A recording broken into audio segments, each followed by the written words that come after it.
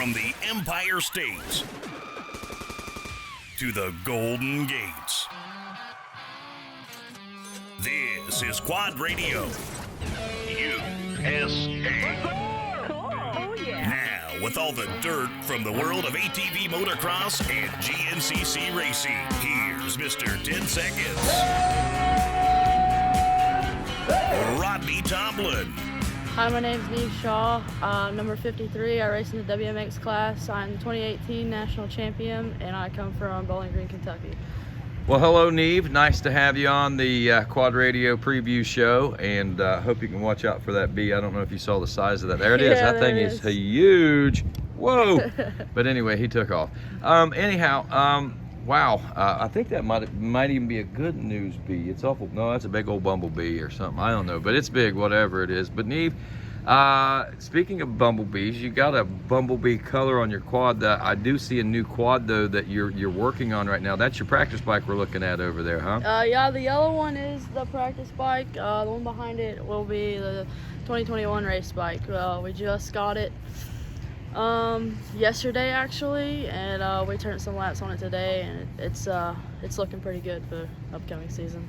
So you liking the way the new bike feels and everything? Oh yeah, I love it. We'll actually be on a full Walsh bike this year, and I'm really digging it right now to get some more laps on it, and I think we'll have a good shot this year. Great. I know there's a lot of competition. Andrea certainly brought it there last year, there's no doubt, huh? Oh yeah, Andrea definitely brought it last year and the year before. Unfortunately, in 2019, I didn't get to race due to injury, but that really set me back. But I'm hoping with more bike time this year that I can actually give it a shot and give her a run for it. Awesome. So tell us a little. You've had a rather storied career. You came up through the youth ranks in girls and racing boys, and you raced some C classes and some B classes, from what I understand too, huh? Yeah. It all started in 2013 when I won my first championship in the girls. It's actually when the girls were split up into two age groups, and then I continued on into 14, 15, 16, and then 17 I got hurt, and then came back in 18 and won my fifth one, then got hurt again, and we're just trying to get the ball rolling again. It was a struggle not being able to race in 19, but also in 18 I was contending for the C class, production C class championship, and unfortunately got sick at Loretta's, and I could barely even ride. Like, I'd go ride and I'd come back and I'd just go to sleep. I couldn't race, so I lost the production C class by like 5 points, and it would have been awesome to win that one, but now we're in the B classes. We got 7th last year, and this year I'm hoping to get a top 5. That's really my goal, so we'll see how that goes. Now, I know the competition is stiff in the WXC class. What's the difference in racing against the girls and racing against the guys? The girls, I guess, they kind of give in a little bit. They're not as like aggressive. The boys, they don't give in. They don't like girls beating them, so they'll beat up on you. But the boys, it's just a little bit tougher, I feel like. Do you like racing against the guys? Oh yeah, I like it. It's a challenge to me. I want to get faster, and I think that's a good way of learning how to get faster too, racing against them. No doubt. So what has your training regimen consisted of this off season, getting ready for this year? So we were riding at home since like November, and the end of January into the beginning of February it started getting like really cold, but we're still riding. We just put on a hoodie and go out there. My hands would freeze, but we would just get by it, and we got a bunch of ice and snow like last week, so me and my mom and dad kind of thought, and we loaded up and we came down here to Deckers, and I think staying down here for a couple weeks will really help us get ready for the season. I've been training in the gym a lot more than I previously have been, and getting more laps on the bike, which I think will definitely help. So what do you think about this place? I absolutely love this place. I came here in 13 before really anybody really knew about it, and I haven't been back since, but this is my first time, and it's just awesome facility. Love it. Got a nice workout room, shower house. I mean, it's pretty nice. And the tracks, I mean, are unreal, huh? Oh yeah, both tracks are absolutely fun.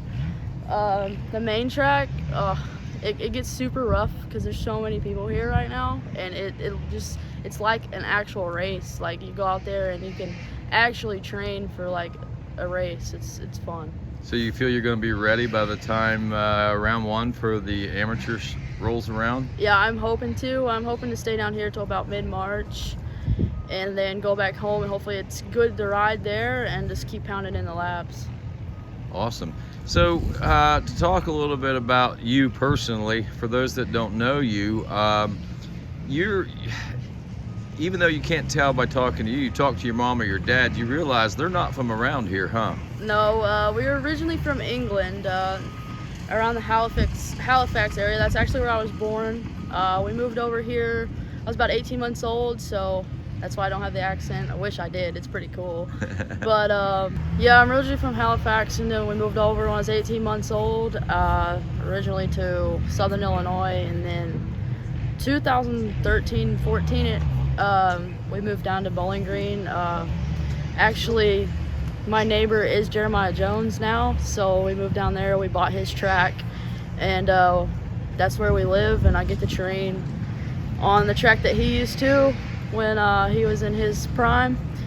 And we've changed it a lot, but it's still pretty cool to have that history there. No doubt. Not only do you get a chance to train there, you train with Jeremiah himself, huh? Sometimes we do. Sometimes I get him out over there. He's always there to give me pointers and stuff. He works on all my bikes whenever I have a problem or whatever, when Dad's away. But it's definitely nice to have him just right down the street. No doubt. I imagine having somebody of that magnitude in the sport's got to make you feel pretty good about things. So with that, I guess your mom and dad saw a pretty good future for you at 18 months old to move to America just so you could race ATV motocross, huh? Well, yeah, he actually moved out here for a job transfer, and I thought he saw something in a crystal ball or something that you were going to be like the greatest of all time. He used to race over there, but yeah, that is a good question. How did you get into racing? So your dad was an ATV racer in England? Yes, he was. He raced, I think, since he was like 16 over there until he still does. He rides some, but not as nearly as much as he did when he was younger. But he got me into it. I was probably like 3 or so, and he got me an LT50. It was like an 80s model or something. I actually still have it at my house. I'd ride around that on my neighbor's track. He had this oval, and we would just go at it. And then he finally got me an Eton like my neighbor had, so we'd have some fair battles. But then we finally got going into the national scene about 2010, I think, was my first national. And then it just took off from there. Awesome. And it's been a big part of your life for the last decade, huh? Oh yeah, it definitely has. It's been pretty much my life. That's what I do, and it's what I love to do. The family back home in England, do you get to see them much? Do they know what you do? Yeah, they actually came out. A bunch of my dad's side of the family came out in 2018, and they witnessed me at Loretta's actually winning my first WMX title, which was pretty cool to have them all there. Even though I was sick, I still managed to get up on the podium for them. That's all I wanted to do, was get up there for them. So were they pretty proud of you? Yeah, they were so happy that we actually got a picture together with us all up there, and it's hanging in my bedroom actually. Nice, some good memories for you. And I hope there's many more for you to come. Oh yeah, I hope so too. I hope this year's better than last year. I feel a lot better than I did. Last year I didn't get on the bike till like February, and the first national was 2 months away, so I just was very unprepared because I wasn't allowed to ride till like February from my doctor. So I'm hoping this year's a lot better. Awesome. It should be. If time has anything to do with it, it should make things a lot more interesting, that's for sure. Anyone you want to send a shout out to, or thanks, or any parting shots? I can't thank my mom and dad enough for getting me that new bike for this year. I really think that's going to help out a lot. And just everybody that's been behind me since I started this journey, I mean, it's just amazing. Good luck. Thank you.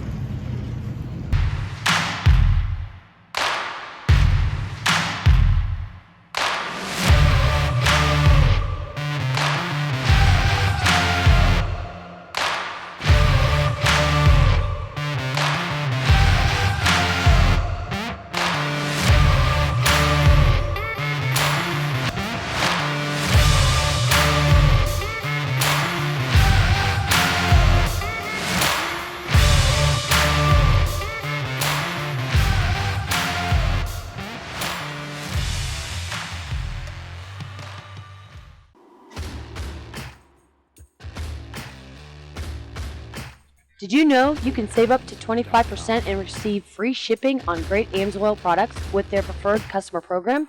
AMSOIL also has special pricing arrangements and free shipping for commercial accounts such as trucking companies, loggers, landscapers, and businesses like yours. Or if you have a business and would like to begin selling AMSOIL products, you could qualify to participate in the AMSOIL retail account program. You could become an independent AMSOIL dealer and build and grow your own profitable businesses. For more information, call John Coffey, your full-service AMSOIL dealer, at 877-694-4763 and leave him a message. John Coffey and AMSOIL, your first call for synthetics. Hi, I'm Walker Fowler, and this is a DP brake rotor. And these are DP brake pads.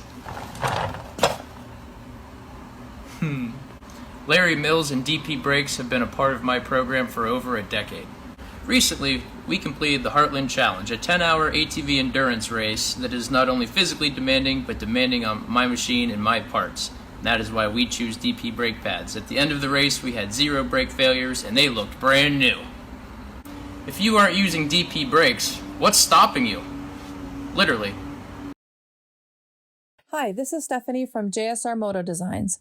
Jsr Moto Designs specializes in replacement Nerf bar nets for all makes and models that can be fully customizable to your needs. Our custom apparel can be specifically designed for your race team. We can help make what you wear personal on and off the track, including embroidered or printed hoodies, jackets, t-shirts, hats, jersey lettering, butt patches, and more. Check us out at jsrmotodesigns.com or find us on Facebook and Instagram. Beginning. Okay. Hi, I'm Neil Larson. I'm from Central Minnesota. I race District 23. My classes are Open A and 25 plus. And Neil, welcome to Quad Radio. Welcome to Decker Training Facility. Pre-season training going on here for you. And as you said, you're a District 23 guy, more of a local individual than a national guy. And we'll talk a little bit more about that coming up in just a few moments. But just for kicks and giggles, you do show up at a national every once in a while, right? I do. The close ones for me are Sunset and Redbud. And I used to go to Millville, but obviously the National Series doesn't go there anymore. So what are your plans for the 2021 season? I'm going to try and go for another Open A championship for District 23. And if I race Sunset and Redbud, I race Open A 25 plus, and hopefully, top 5 in both of those. So you get a couple of top 5s there, and then all of a sudden, maybe we might see more of you if things are going well. I would sure love to. It'd sure be fun.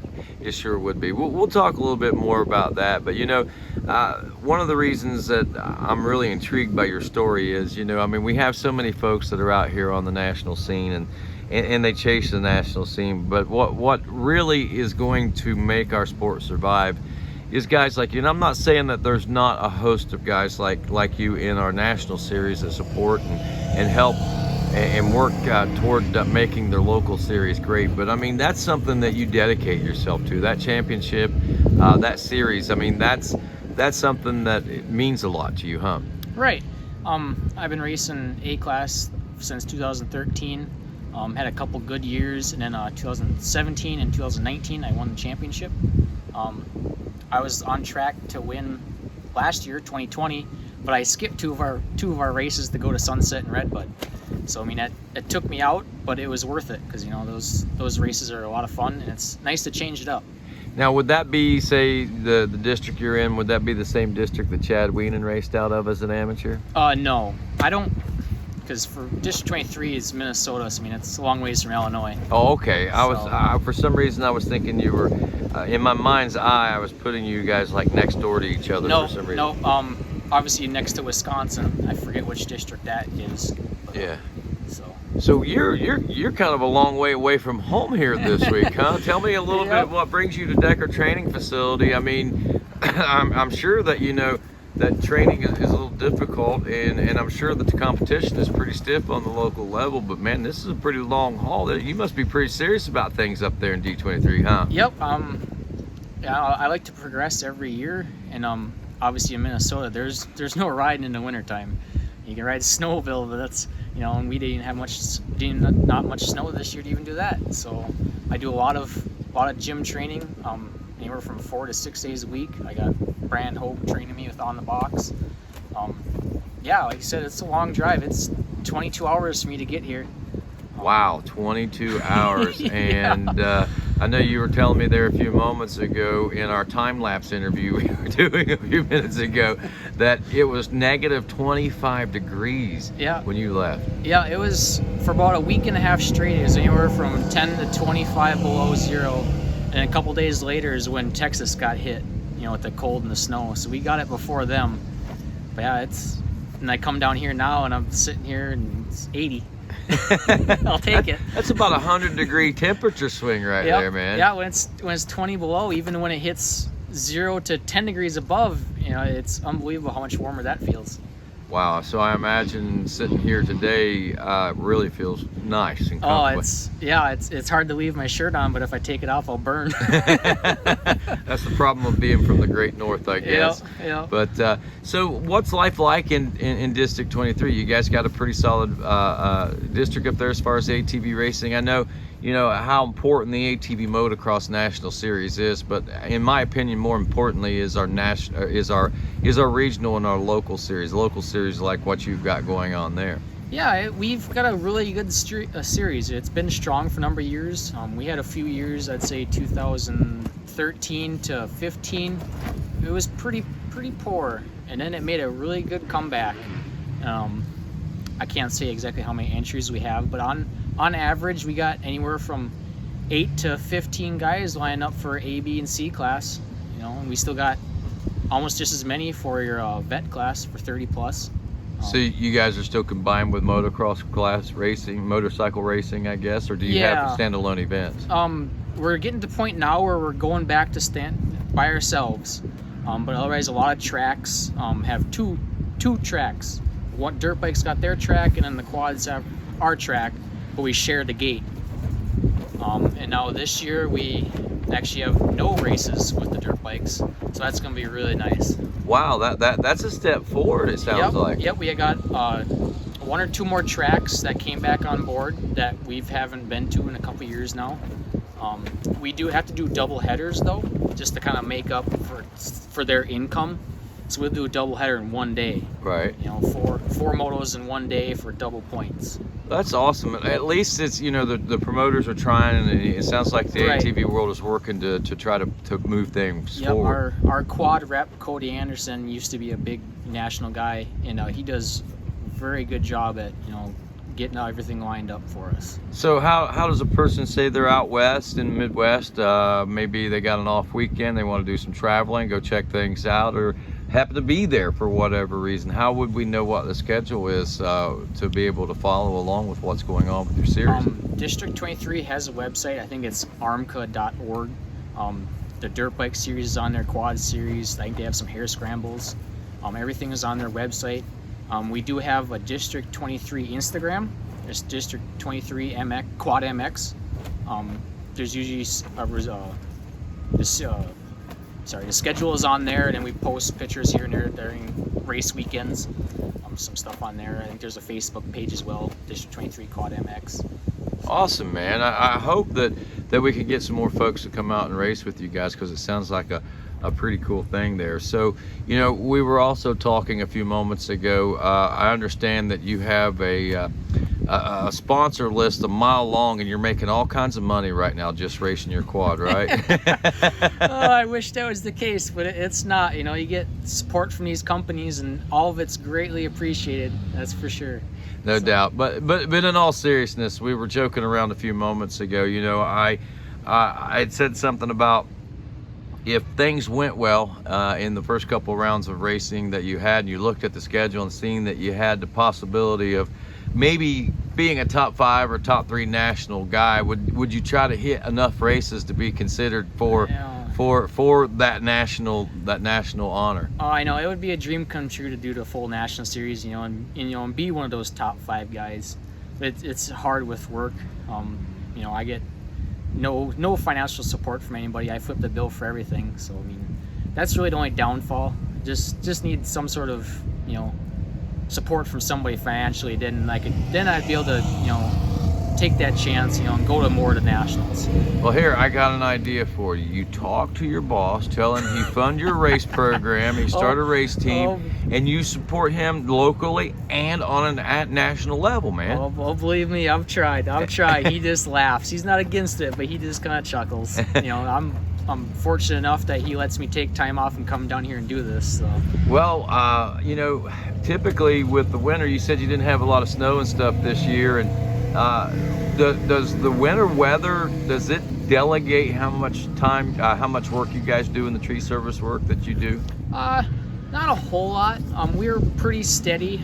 Typically only work 4 days a week, but I mean, it's... See, you got plenty of time, man. You have somebody go take your bikes to the nationals, you just fly in. He could put your plane ticket. That's all you have to do is buy your plane ticket. Maybe. Well, that's in the winter time. The summertime is a little different. Oh, okay. Then we're, you know, he doesn't work us like slaves. So I mean, I'd say on average it's anywhere from 45, 50 hours a week.